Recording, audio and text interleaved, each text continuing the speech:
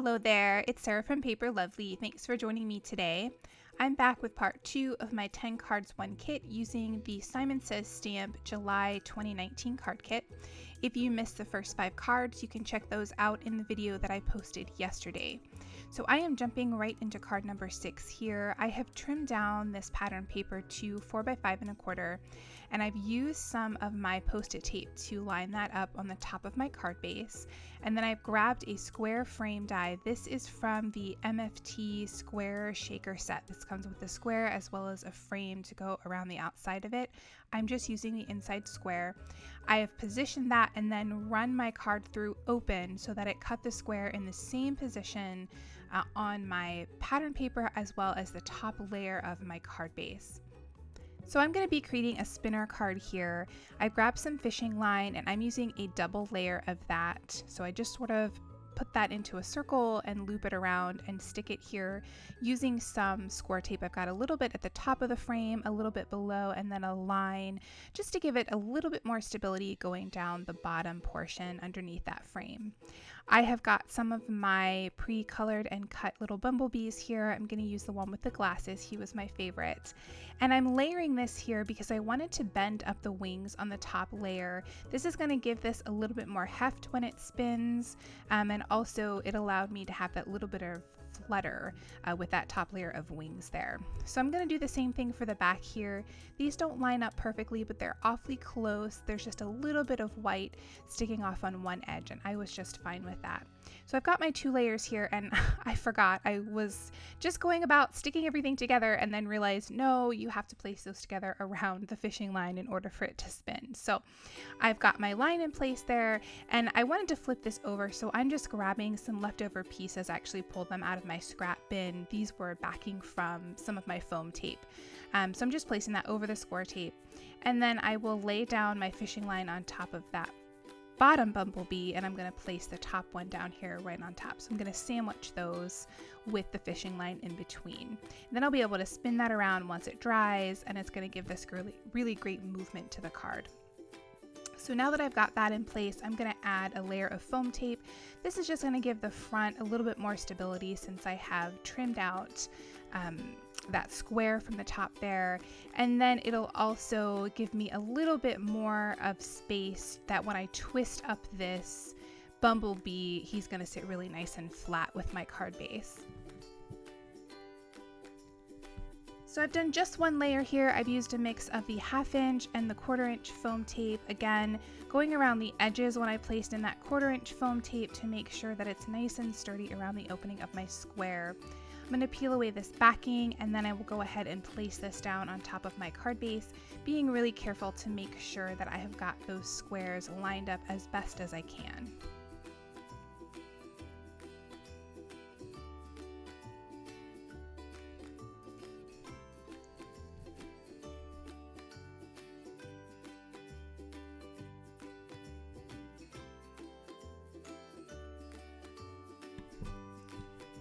Next, I'm going to grab a scrap piece of Neenah cardstock, and I'm going to stamp out the sentiment, "You're the bee's knees," using my VersaFine Onyx Black ink for that. I'm going to trim that down, and then I'll add some ATG to the back and place that along the bottom of my card front. And I trim this down so it's going to fit across that pattern paper perfectly.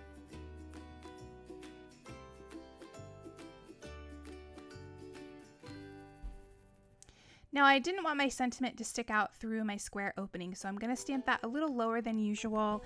I've decided to go with "Thanks for being there," and I'm going to stamp that out again using my Onyx Black ink. Here I'm going to go ahead and twist around my little bumblebees, and then when the recipient lifts this up, he will spin around. And that's going to complete card number 6.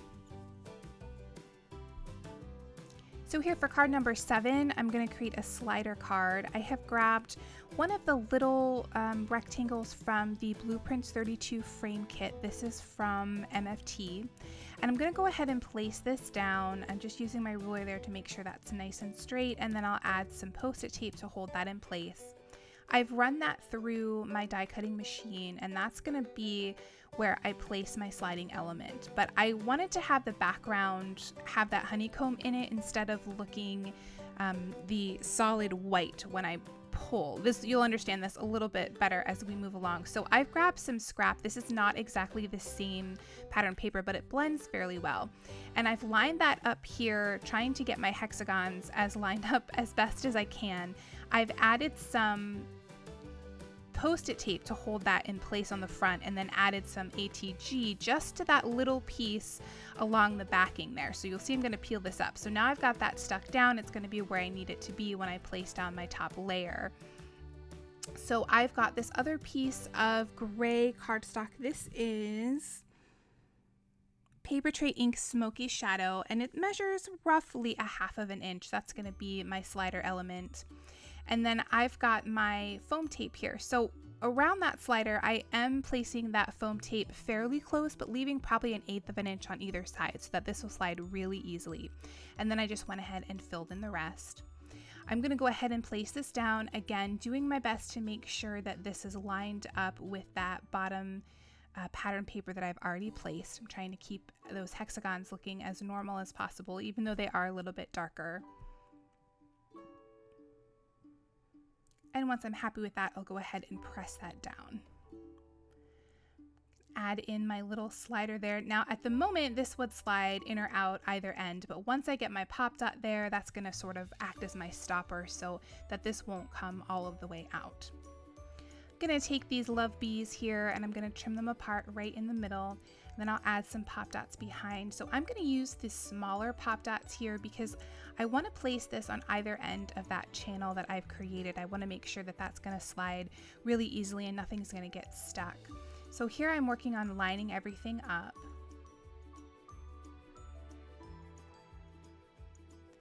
And then I'll have the other bee at the opposite end, but she will be attached to this little sliding piece, so you can slide her over to the other bee.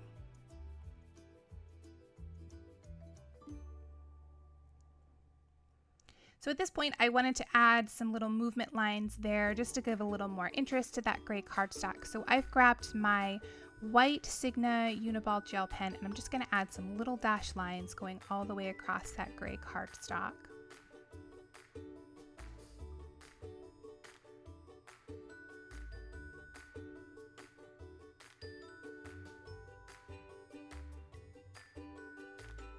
Now I'm going to peel away the backing on those two small foam dots for the bee that's going to be stationary, placing him down and again making sure that's going to slide really nice and easy. Then I'm going to pull this over. I wanted this to stop so that their hands would be meeting and it would look just like a single stamped image. So I'm going to put her in position here exactly how I want that, and then I'll test out my slider again to make sure that's going to work.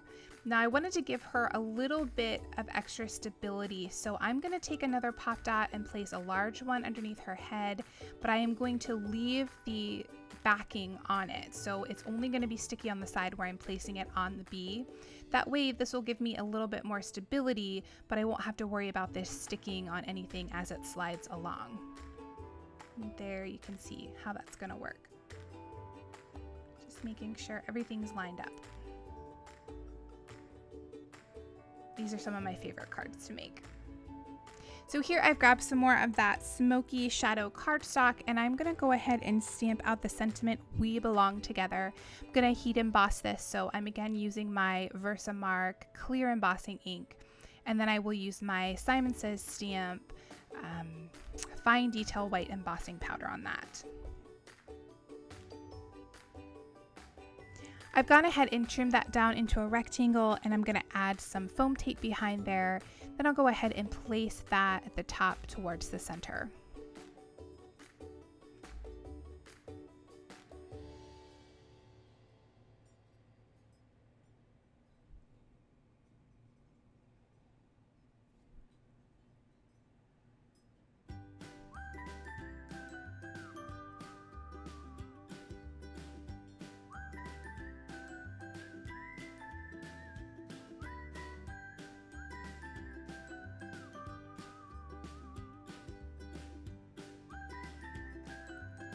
I felt like this still needed a little something more, so I have grabbed some little heart die cuts. This is a die that came in a very old Simon Says stamp kit. This might even be 2 years old at this point, but it does lots of little hearts as well as the outlines around them. So I ran that through using my paper tray ink aqua mist cardstock, just a scrap of that. And here I'm going to go ahead and glue a few of these in place. For the inside, I'm working on my usual Nina panel, trimmed to 4x5 1/4. I'm going to stamp out the sentiment meant to be using some Lawn Fawn Minty Fresh ink. I've added some ATG to the back of that, and I'm going to go ahead and place that here on the inside of my card base. And that will complete card number 7.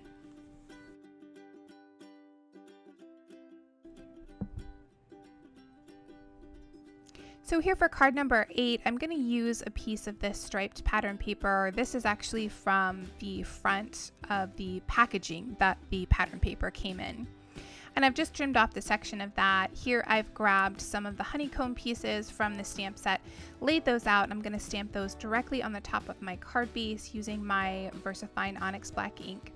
This card base is one I added in from my stash. It's made from MFT's After Midnight. It's one of my favorite blues.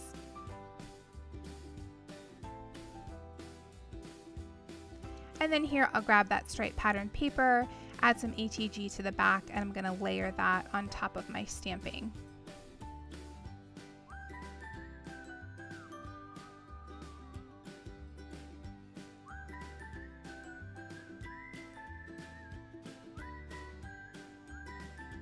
I've grabbed the extra square piece left over from card number 6, and I'm going to use that to stamp out my sentiment just because, again, using my Onyx Black ink.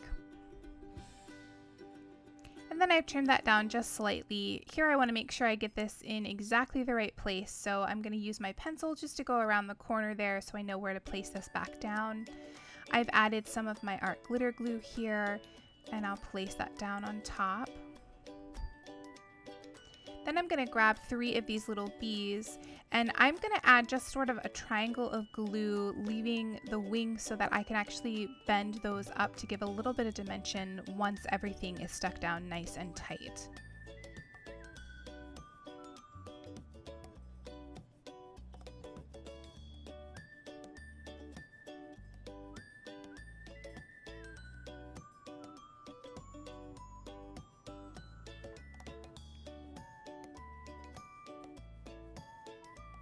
There, you'll see I'm just going to bend those up ever so slightly.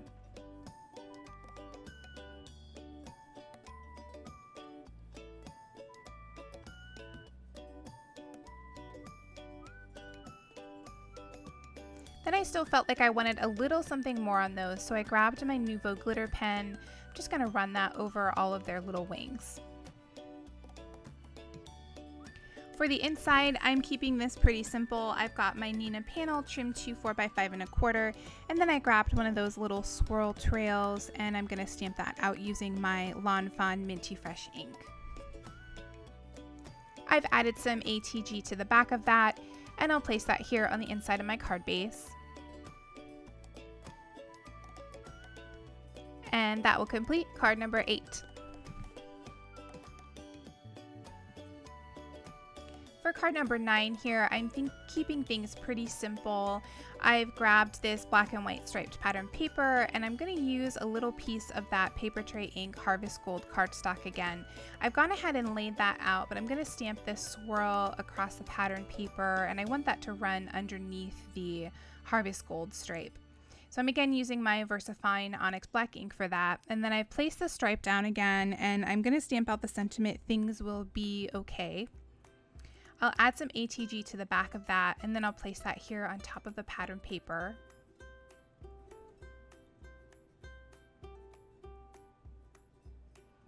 And I'll go ahead and trim off that excess. And then I've got another one of these bumblebees that I've colored, and I'm going to add a little mini wobbler to the back of him. Again, I like to place my cardstock or cutout, whatever's going to wobble, on top of the hard plastic piece. And that way that gives it just a little bit more weight to move around. I've added some ATG to the back of my panel, and I'm going to place that here on top of my black card base. Then I'll peel away the backing on that sticker section of the wobbler and place that down.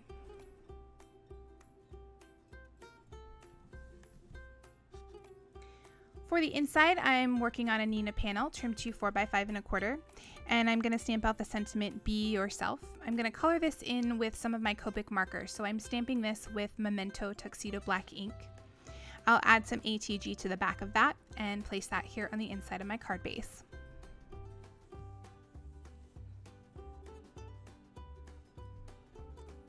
And that will complete card number 9.